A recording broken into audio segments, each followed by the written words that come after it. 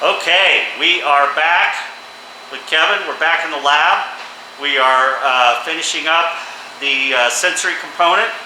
Last time we were here, we talked about the instrumentation and how the instrumentation tracks everything from esters and I think phenols, aldehydes, alcohols, yeah. All that fun stuff, but nothing replaces actually tasting the beer. So that's what's next, and Sun King has one of the coolest sensory programs, definitely that I know of in the Midwest. So that's what we're going to talk about today. So take it away, Kevin. All right. Yeah, as Ron said, we have an amazing lab with all these great instruments and tools to analyze everything about a beer. But at the end of the day, all that matters is how the beer tastes. So we can have a great beer on paper, but if people don't like it, what's the point? So yeah, I always like to say that our best tool in this entire lab is our sensory panel. Our panel is comprised of pretty much everyone in production. A lot of breweries do sensory panel differently. It just depends on the type of brewery you are and the type of panel you want to run. For us, we have a very intense training program that people go through to be on the panel. It involves all flavor training to the extreme. So we're doing chemical training to get people to learn the actual chemical names of what they're tasting, how to probably taste a beer, assess it, the aroma, the taste, the mouthfeel. We do stylistic training. We'll bring in commercial examples of well-known styles and include that with our beers to see how we compare to everyone else out there. So for example, our Pale Ale Osiris, we'll put that against Sierra Nevada Pale Ale. We'll do Dale's Pale Ale. Something for Three Floyds usually too, just to kind of get the full spectrum of what that beer style can be. And you do all of this training and education for everyone, or for the people that are going to be on the sensory panel? We open up to everyone that works at the brewery if they want to join, and some people will do it every now and then. We'll have our people in marketing or accounting stop by every now and then, but as far as the actual panel, that is pretty much just production people, because they're the only ones that are here every day of the week, for sure. So that's a nice pool to draw from when I need somebody to taste our beers for us. If you are in production, you're required to do panel at least twice a week, but we do open it up to everyone else in the brewery. And part of the reason for that is, A, it is more work for me, but I don't mind that because I'm going to get a real world impression of what people think about our beer versus what a trained panel thinks. And out in the world, I mean, 99.9% of people that drink our beer are not professional beer judges. They're not professional brewers. They're just everyday people that like drinking beer. So sometimes it's really great having that input from, accounting or marketing or tasting room versus our trained panel, because they're going to give us a real world impression. Our brewers can pick out the ppm of diacetyl, but is anybody else going to taste that? If we do have a problem with the beer, is that something we just noticed? We do this every day, or is it not a problem because no one else is going to know what the hell that is? Right. So, right. That's how I run our panel.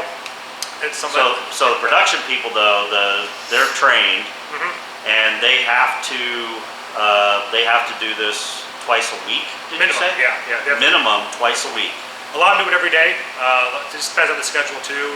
Our brewers have a little more leeway because their schedule's a little more concrete, where they have their own shifts basically. Canning line is kind of all over the place too with them, same with canning line, but most people can't make it here every day of the week to do panel. So you have a schedule, or do they just have to stop by when they can? So pre-COVID, it was 9 a.m. to 11 a.m. Monday through Friday. Really Monday through Thursday was a formal panel. Friday was always a small training session. You just kind of showed up as you could. So during that two-hour block, I was in here, or my assistant Megan was in here. You showed up, you would sit down, you turn your group panel around, pour you some beers, and then we go through the process, which I'll explain here in a minute. Now, because we can't be as close to each other, how we're doing panel now is it runs from 8 a.m. until noon. We have a sign-up sheet outside the door. Everyone has a 20-minute block. It's doing 8 to 8:20, 8:20, 8:40, etc. You sign up for the time slot you want, and you have that 20 minutes to come do panel. It's all self-serve. Every booth is labeled with a specific time slot.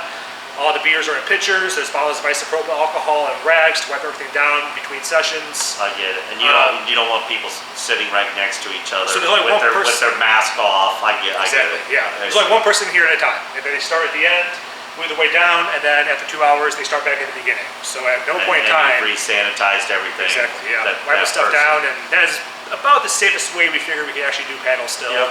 And for a while when this first hit, we weren't doing panel. It's kind of just a, hey, let's me, Dave, Clampett, try a few beers together, make sure things are okay, and that lasted about 3 weeks before we realized, hey, this is not cutting it. So, tried a few things. This has worked best for us, but awesome. Hopefully this doesn't last much longer. But good to see you keeping it safe. Yeah, for sure. All right. So, explain maybe what's your process? What are you doing here? Absolutely. So our panel is it's a blind panel. What we mean by that is we have 3 different types of testing that we'll go through. The most common is what's known as true to target testing. All of our brands, all of our house beers, and us being a production brewery, this is what's most important, is we want consistency. It's very, very hard to make the same beer so many times in a row. So that's what we're going to focus the majority of our panel on. True to target. True to target is every brand has their own profile. We have a specific description for visual, for the aroma, for the taste, for the mouthfeel, and overall impression. Panels will sit down. We have an app we can use. I'll show you the app in a minute. It's called Draft Lab. We'll pull up today's panel or so. We'll click on the first beer. For the true to target testing, I'll tell you what the beer is, so you know it's a Sunlight or a Weemac or a Keller Haze or whatever, but that's it. You don't know if it's out of a keg or out of a can, if it's fresh, if it's 6 months old, if it's a can that's been in the back of my car all summer. You don't know. That's why it's a blind test. You just know what the beer is itself. You need to tell me, hey, does this specific example match the profile we've designated for this beer? So you go through each of those 5 metrics, and then at the end we look at all the results and see what people thought about it. And some people might have a problem with, hey, this Sunlight is maybe a little hazy, or maybe it's not sweet enough, but we kind of want to broaden that and say, hey, is this beer, is it bad? Is it really not Sunlight? Are there minor flaws? There's always going to be minor flaws. We're not perfect. We have a lot of small hiccups along the way. But there ever is a major problem, that's where we can look at the results from our panelists versus the results from all of our instrumentation.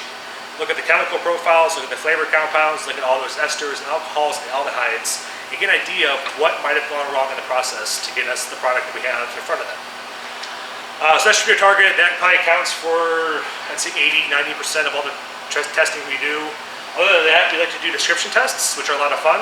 I give you a beer, and that's all you know. It could be a Sunking beer, it could be from another brewery, it could be a home brew, it could be anything. I once threw in, we were doing seltzers, so I just grabbed some water and threw in some lime extract, and just see what people thought about that. And people liked it. They had no idea it was not alcoholic, but we'll do something like that every now and then, or I'll put in a beer with known all flavors in it just to test people. So I'll spike a beer with diacetyl or a cealdehyde and just throw it in, see what people think about it, see if they pick it up or not. It's good little internal testing for all of our panelists here. But you go through and you will generate a description on your own from the visual, aroma, taste, and mouthfeel. Then look at those results from everybody, and that's how we kind of design our brand profiles for any beers that we make. So specialty beers or what are going to be future house beers. We'll do this for testing of new brands. So a good example was our Orange Vanilla Sunlight. One of our best sellers right now, tastes like a dreamsicle. It's pretty fun, but we went through a process of about 3 months of throwing in different types of oranges, different types of vanilla, different combinations of each. And some people like the best. So it's great for description to see what the flavors we want. But our last test is what's known as a hedonic test. Hedonic just means how much do you like this beer? I don't care if you're a fan of the style or not. This is your own personal preference of how do you feel about this beer as a beer itself for you. And it's good for me to know what people like and what people don't like. So for my panel, if I know I have someone here that hates dark beers, and I see them failing dark beers all the time or having problems with them, that's because they can't really separate out their hatred for that style versus all flavors in the beer itself. If that makes sense. Yeah. So it's also fun too to see what people like, what they don't like. Blind tests are a lot of fun to do for commercial beers. It's always fun throwing in something from a well-known brewery or something from a non-well-known brewery and to see what people actually think about it in a blind setting, not knowing what the beer is itself. Right. Yeah. So true to target. Yep. Most of what you do, that's for your own beers, and is it true? But those beers can be all over the place. Sure. Old, new, canned, kegged, like you said, just you're checking to see if it's true to target in all those different circumstances. Right, and that's how we determine shelf life too, based on those results. Determines shelf life, Yep. determines if you're within that threshold range that it's still your beer and everyone recognizes it as being a good example. Exactly. But then a little bit of just having people describe beers and testing off flavors. And then the last one, the hedonic, is just seeing personal preference Yep, exactly. of things. Exactly. So very cool. Yeah. So it looks like we got a super cool. We've got how much? Six Six booths here. So we're on the lab side of things. I will show you the other side in just a moment. But then what we've got here is a turntable on each booth, and maybe tell us about what they're seeing on the turntable. Yeah, for sure. So for us, again, this is just so they can't see what I'm pouring. All our beer is kept in this sensory fridge here. Today we have a sunlight example, an orange vanilla sunlight, 2 Emacs, and the color haze. These are not arbitrary. I do have a schedule I look at. We have every beer that's tracked from the day it's packaged till its end of shelf life. I see the last time it was tasted, the results of that panel, what people thought about it. So if there are any concerns, we can kind of explore it a month later or 2 months later. We'll keep track of things that are stored cold versus things that are stored at room temperature. Again, cans versus kegs. Any kind of metric you can think of to look at a difference between the beers that should taste the same, no matter what. And these have been poured a while, so they're kind of flat right now. But typically you would wait until someone is sitting in the booth on the other side. You'd spin this around. You pour them fresh samples, get it all lined up, and then tell them what information they need to know, what you want them to know about what they're tasting, which is asking what the questions we just went over. Sure. True to target or personal preference or descriptions and what have you. And then they've got all these kind of cheat sheet of descriptors and off flavors and all kinds of cool stuff on the back panel there. And you line up 5 beers, always do 5 beers? Typically, yeah. Typically? Yep. And then you just spin that around, right? Yep, that's it. So spin the other way. We're going to get the view on the other side. Yeah. But all right, so then, simple. I'm sorry, something else to cover on this side? No, I don't think so. All right, go ahead and spin it around. We'll move to the other side. All right. All right, so we would have someone in here. You see the wonderful lighting in here. We can sit right down here. We've got color corrected bulb, I assume. Everything's nice and bright white. There's a specific little panel. We've got a flashlight here. We've got our samples. We've got a stool. And basically people just sit down and do their thing. How long does it typically take, Kevin? It depends. If you're just doing true to target testing, it could take 5 minutes. If you've been doing this for a while, you pretty much know the beers, and I can grab a sample, sniff it, and tell you right away if it's going to pass or not. But I've also been doing this for a long time. So description tests take a little bit longer, same with hedonic, because we leave comments and suggestions and remarks. So yeah, I mean 5 to 10 minutes is pretty standard. Some people take all 20, some don't. Yeah, so it's usually a pretty quick test after someone's been doing it a while. For sure, yeah. The first time you do it, it's usually 15, 20 minutes. After 2 to 3 weeks, you're down to about 5 to 10. It takes practice. Do you find that people are initially concerned that they're going to get it wrong, and so they spend more time trying to make sure that they make Kevin happy, as opposed to just give their honest? I sure hope not. I always like to convey to people too, there are no wrong answers here. This is you using your senses to identify good and bad things in a beer. And a lot of that is preference, a lot of that is your genetics, a lot of that is your history, what you grew up on. So we train pretty hard on learning what the beer should taste like, and whether you like it or not, I don't care. If you're not trying to cream ale, whatever, you're still trying cream ale, you tell me if this is a good cream ale or not. It doesn't matter if you like it or not. So it's really hard to really separate yourself from biases. But that's one thing you just have to learn. It takes time to practice. Yeah. But I do like to tell people you're never wrong. Someone back there. Okay, sorry. It's right down there. Thank you. You've also, what was I going to say? Other things that can impact this is medications that you're on, what you ate for breakfast. Yeah. Whether you burned your tongue on that cheese pizza the night before. Yep. You You drank hot coffee this morning. Yep.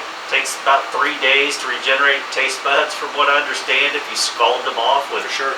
hot coffee or a slice of hot cheese pizza that sticks to your tongue. So you've got all these things. We're humans, Yeah. right? So you want legitimate feedback, not someone trying to prove that they're right or wrong and trying to make Kevin happy. Exactly, yeah. I don't make me unhappy. There gives me something to do. It's exciting when quality control means controlling the quality. We do a few rules though too. You cannot, nothing but water 30 minutes before your session. So no eating, drinking, smoking, anything but water at least 30 minutes before your session. If you are sick, let me know. I think people that come in that are all congested and stuffed up, like, why are you here? You can't smell anything anyway, so I don't care what you think. Most people are pretty good about that. Every now and then we'll have someone new that smells like cologne, or you smell coffee on their breath, or cigarettes. It's like, all right, get out of here, come back tomorrow, or and that's okay. People need to learn that a little bit, but we do try to keep it as legitimate as possible. Hey, people have with fresh palates and knowing that they're doing this. And actually, the sign-up sheets helped a lot because they know what time they have to be here. They can plan out their day a little bit better and say, all right, I've panel at 10. I can't drink coffee after 9:30, and they can kind of set timers, and it works out pretty well from that side of things. But yeah, Ron's right. Medication and breakfast, and the time we do panel 9 to 11 is really the best time of day to do century panel. That's when your palate is sharpest. A lot of people here get in pretty early, so breakfast is usually a granola bar or an apple, or no one's out here eating breakfast burritos every morning. Unfortunately, it'd be pretty good. So I guess the last step is once you have all this feedback. Yeah. What do you do with it? How do you track it? Do you plug it back into your database where you had your instrumentation? Yeah. So what do you do with the data, and how do you track it, and what do you do with it? Yeah, I can show you the computer if you want to see that. It might be hard to see on the screen, but we'll try it. So one last look here at this beautiful sensory area. Really, really cool. All right, coming back to the lab side.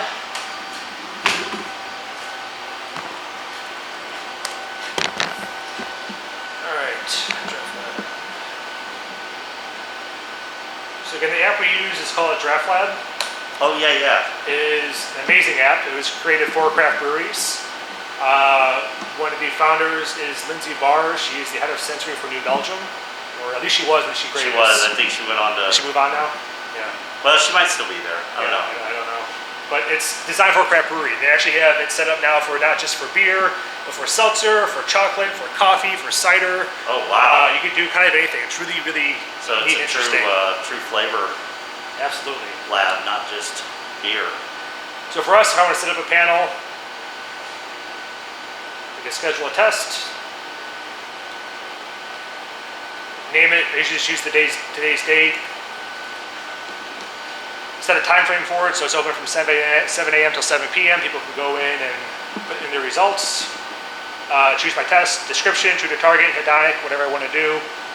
Instead, I do true to target testing, and we'll throw So the person sitting in the panel, they would do this on their smartphone? Yes, yeah. I'll show you what it looks like too on there. So they'd have to, they're going to log in, and when they fill things out, they're filling it out online. Yep.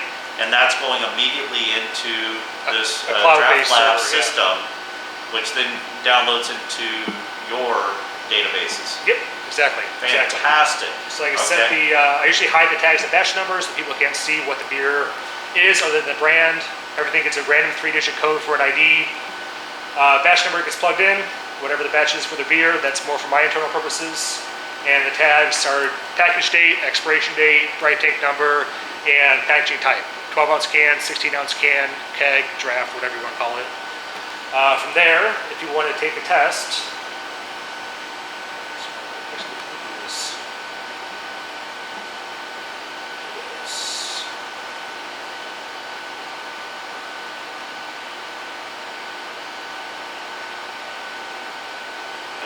so here's one from last Friday. Open it back up. Friday till Monday,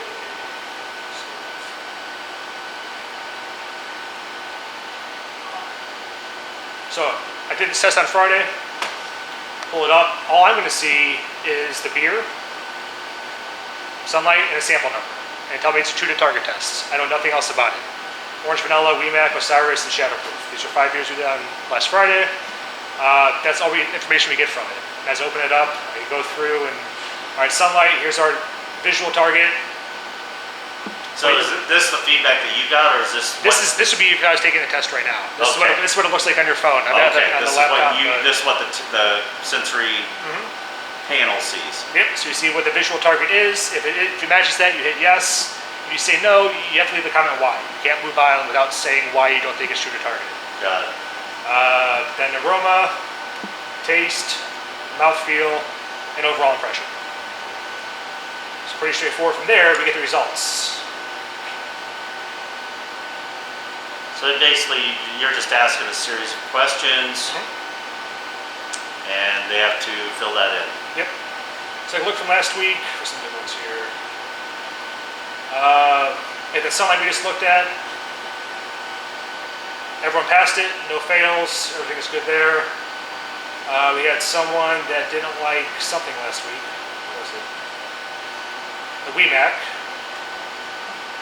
Someone thought it was a little too oxidized. I see their names. I like to give everyone these reports at the end of the week so they can see what the results were. So that everyone here make up a name. So they know who they are, but people who see that don't know who they are. Does that make sense? Yeah. So yeah. It's anonymous. Anonymous, yeah. I see what they did fail it, see who that was, what they said about it, go through each section, visual. Someone thought the foam was more moderate than light. It's a good thing. Aroma, medicinal, a little more bitter, and so forth. Wow. So for a description test, I go through the whole process and I can see what people thought about. Let's see. Make sure I don't pick up another person's brewery. There we go. Sympathy for the Devil, one of our Belgian barrel-aged stouts. For visual, I can see foam quantity people thought, the colors, and the votes for that. Foam color, retention, lacing, haze, particulates. Aroma, it's a whole list of what everyone smelled in the beer. So 4 people say brown sugar, caramel, chocolate, molasses, toffee, vanilla, burnt sugar, frosting, honey, cola, and so forth. I can go through all this and pick what is the consensus opinion of this beer. At the very end, Great for writing your marketing descriptors. exactly, and they use that too. So Atwood, our archive, will take these descriptions and use that when we have new beers or new things on the website or Untapped or any of those websites out there for that. Then lastly is hedonic track here. I pick a beer. So here's the say 1 Sympathy for the Devil. It's a scale from 1 to 9. 1 being dislike extremely, 9 being like extremely, 5 being in the middle of just meh. Comments. I dig this beer. Some are fun. Some people take it more seriously than others, but boozy, thick, and woody. It's great. Pretty tasty. So usually I see more comments when there's a problem. People get really creative with what's going on, but they like it. It's more of a, hey, this is great. So yeah, that's awesome. That's about it. Is there anything numbers wise that ties directly into your instrumentation analysis, or is that are they separate systems and you just sort of look at the instrumentation side, compare it to the sensory side, and when you see parallels, note that on the instrument side? Definitely more that. So I'll look through this and I see a problem with the beer. I see what people thought about it and see if that lines up with it. So if I have a panel that says, hey, I taste acetaldehyde in this, that's a chemical I can look for on our spec. And if I can look at that number and see if the concentration is 2 ppm, which is very low, they're tasting something else that kind of tastes like apples, but it's not acetaldehyde. If I see, hey, the ppm is at 20, that's pretty high for acetaldehyde. We do have an issue here. We need to figure out why this happened. So we go back and look at yeast pitching rates and oxygen levels and figure it out from there if we need to. Or if they really love something, Exactly. everyone really loves a beer, then you can go back to the instrumentation and say, well, here was the ester profile, here was all the specs Exactly. on the version that everyone loved. Right. And this is what maybe we should try to hit, or something like that. So why was this so good? And that will tell us what it is. We kind of backtrack and figure that out too. So it goes both ways, which is nice. All right. Lastly, a lot of people aren't going to have this type of capability, but you could still do it at a different level, right? For sure. I think the key is just making sure you're tasting your beers, making sure that other people other than only the brewer is tasting their beer, doing it blindly, Yep. doing it with some critical analysis. Because if it's not blind and it's only the brewer telling you whether the beer's good or bad, Right. they're rarely going to admit that it's bad. Right. So, I think it's just, I don't know, what are your thoughts on that? What do you think is important for someone to do that doesn't have a sensory program in a small brewery? So again, everyone's going to be different. And for us, being a production facility, 90% of the beer we make are our house beers. So that's why it's so important we do true to target testing so often, because we're doing packaged product of the same beer every week. My battery's dying. How much time do we got? I think we're going to wrap it up right there. Okay. In other words, make sure you're doing some sort of sensory. Yep. Taste your beers. Gonna sign off of there. Thanks so much, Kevin. All right, no problem. See you guys.